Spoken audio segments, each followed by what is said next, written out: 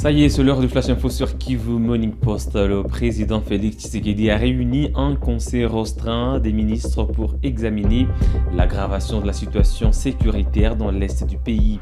Il condamne fermement l'offensive militaire du 1-23 à Uvira, qu'il considère comme une violation de l'accord de paix signé à Washington. Il invite le ministre de la Défense ainsi que toutes les institutions à faire preuve de responsabilité et de vigilance. Compte rendu de la 4e réunion restreinte du gouvernement du jeudi 11 décembre 2025. Le président de la République, chef de l'État, a présidé ce jeudi 11 décembre 2025 à la Cité de l'Union africaine, conformément à l'article 54 de l'ordonnance 24/88 du 11 octobre 2024 portant organisation et fonctionnement du gouvernement. Modalité de collaboration entre le président de la République, le gouvernement ainsi qu'entre les membres du gouvernement, la 4e réunion restreinte du gouvernement. 3 points étaient inscrits à l'ordre du jour. 1. Communication du président de la République, chef de l'État. 2. Points d'information. 3. Examen et adoption de textes. Au chapitre 1 du Conseil de ministres de ce jour, le président de la République avait un point unique dans sa communication.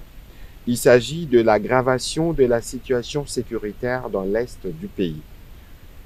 Le 4 décembre 2025, la République démocratique du Congo et la République du Rwanda ont signé à Washington DC un accord de paix historique, fruit d'efforts diplomatiques soutenus et porteur d'un espoir légitime pour mettre un terme définitif au cycle de violence qui endeuille notre nation depuis plus de 3 décennies.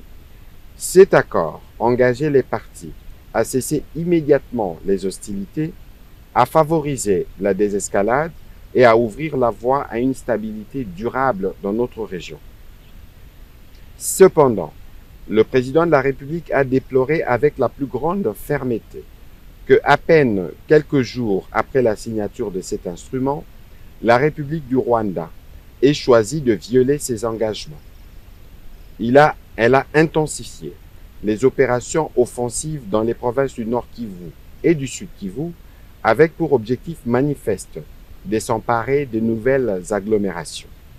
Cette escalade militaire, contraire à l'esprit et à la lettre de l'accord de Washington, aggrave dramatiquement une situation humanitaire déjà critique. Pertes en vies humaines, déplacements massifs, destruction d'infrastructures, traumatisme collectif et précarisation accrue de populations déjà fragilisées. Face à cette nouvelle provocation, le président de la République en a appelé à la responsabilité et à la vigilance de toutes les institutions de la République.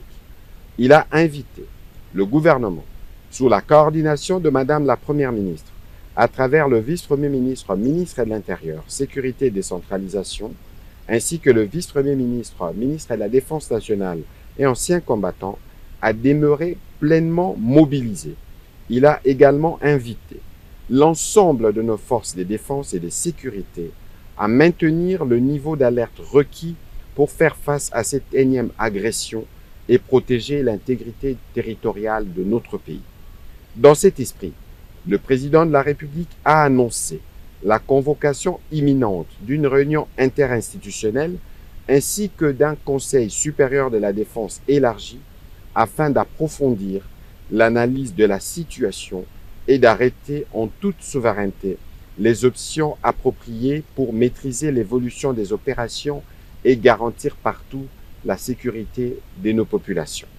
Au deuxième chapitre du Conseil restreint de ce jour relatif aux points d'information, un seul point d'information, les chefs d'état-major général de forces armées de la République démocratique du Congo, spécialement invité à cette réunion, a fait le point de la situation sécuritaire sur les différents terrains opérationnels. Il a informé le Conseil restreint des dispositions mises en place par l'armée pour garantir la sécurité et la protection du territoire, spécialement dans les zones attaquées par les forces rwandaises et leurs supplétifs. Au troisième chapitre du Conseil de ministres de ce jour, relatif à l'examen et à l'adoption d'un projet de texte, le ministre d'État, ministre de la Justice et garde Sceaux a présenté au Conseil les projets de loi portant prorogation de l'état de siège à partir du 18 décembre 2025. Après débat et délibération, le Conseil restreint a adopté ces projets de texte.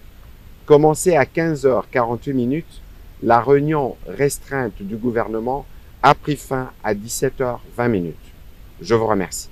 Le général-major Bruno Mandevou a passé la nuit à Boulé dans le territoire de Djougou après que les FARDC ont repoussé la milice CRP.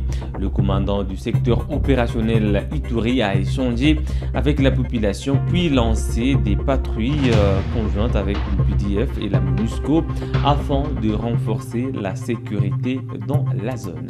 Les commandants secteur opérationnel Ituri a lancé ses patrouilles lors d'un meeting populaire tenu à Boulé, mercredi 10 décembre courant. Peu avant, cet officier général a échangé avec les membres du comité local de sécurité. L'objectif de ces patrouilles pédestres est la consolidation et la sécurisation des populations et leurs biens.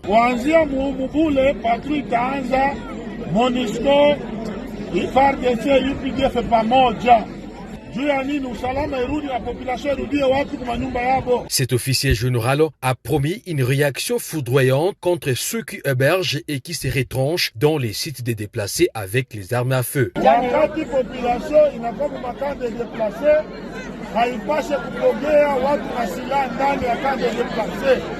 Wakati watu wanakuwa na masilaha makande deplase, inaonekana violation ya droit international inakatazwa.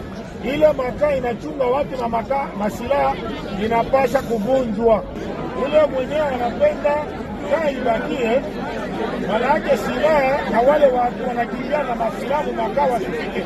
Un message salué par les chefs de la chefferie de Bahema Badjere. Nous tenons à aussi ça parce que toutes les activités, il n'y a pas l'école, les centres de santé ne fonctionnent pas, la population reste dans les cas de sites de déplacés. Alors nous leur demandons, même les militaires qui donnent leur main à la population de façon que la population rentre à la maison et nous demandons la collaboration entre militaires et civils. C'est très important. Durant ces 72 heures à Boulé, les commandants secteur opérationnel Ituri a échangé avec l'état-major du commandement UPDF, du bataillon Bangladesh et des forces armées de la République démocratique du Congo sur place. Cette présence militaire a davantage rassuré la population, notant que c'est sur instruction du commandant des opérations et gouvernant militaire de l'Ituri, le lieutenant-général Luboyanka Chamadjoni, que les nouvelles directives opérationnelles ont été prises pour l'intérêt du peuple iturien qui a dorénavant décidé de faire bloc aux forces du mal dans la CRP de Thomas Lubanga. Et puis, les violences armées multiplient les violations des droits humains en Ituri. L'inspection nationale des droits de l'homme dénonce ces abus et renforce son action en investissant de nouveaux inspecteurs. Ces agents s'engagent à documenter les exactions et à protéger les civils dans un contexte d'insécurité persistante. Reportage Rachid Koudra depuis Bounia. En Ituri, les violations des droits humains se multiplient. Exécutions ciblées attribuées aux milices, incursions meurtrières des ADF, affrontements entre la CRP et les FARDC qui, selon l'inspection des droits de l'homme, ne respecteraient pas toujours les règles du droit international humanitaire. Au cœur de ces chaos, la population civile reste la principale victime. Face à cette situation alarmante, l'inspection nationale des droits de l'homme a profité de la journée internationale des droits humains pour dresser un constat sévère. L'inspection nationale des droits de l'homme a eu à documenter plusieurs violations de droits humains commises au territoire de Djougou, notamment à Iga Barrière, mais aussi à Katoto. Ces violations de droits humains sont commises généralement par le milicien CRP, mais aussi par nos veillants militaires FARDC. Et a appelé ensuite les forces en présence au strict respect des droits fondamentaux. Aux autorités politico-administratives de bien vouloir respecter les droits humains. Et notre souhait est que les droits humains soient respectés en Ituri, soient une réalité, pas un mythe.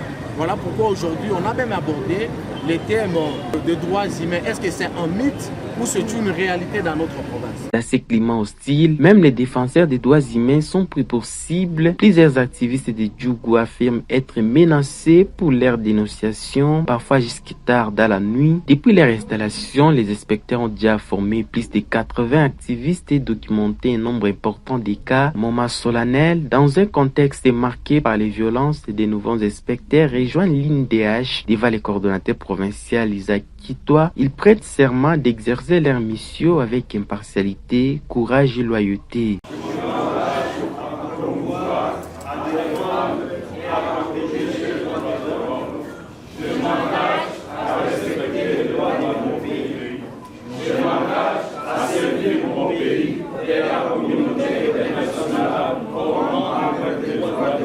Isaac Kitoa procède ensuite à la remise des insignes symboliques d'autorité morale et de responsabilité, marquant officiellement l'entrée à fonction de ces nouveaux défenseurs des droits humains. Madame, Monsieur, c'est tout pour le Flash Info de ce vendredi 12 décembre 2025 sur Kivu Morning Post. Merci à vous de l'avoir suivi de bien à la fin. On se fixe un nouveau rendez-vous d'actualité très bientôt.